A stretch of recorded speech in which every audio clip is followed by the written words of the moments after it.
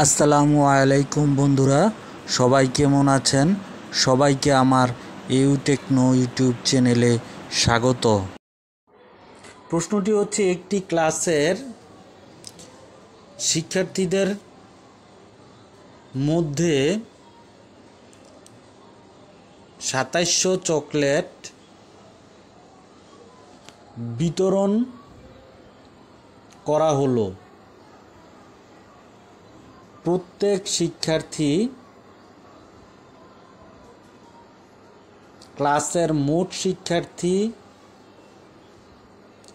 সংখ্যার ৩ গুণ পরিমাণ পেলে শিক্ষার্থী সংখ্যা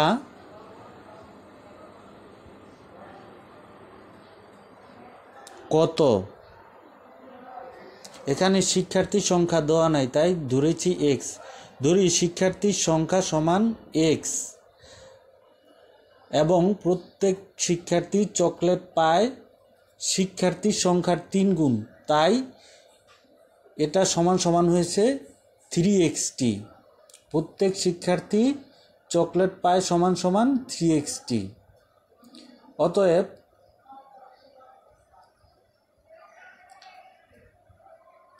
এক সংখ্যক শিক্ষার্থীর প্রাপ্ত মোট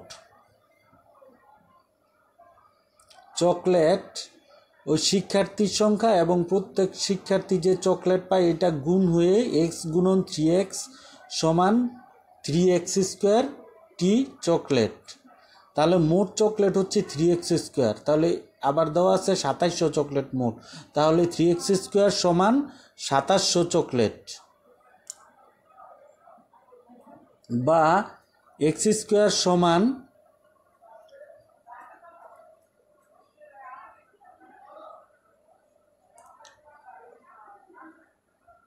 ২৭০০ ভাগ ৩।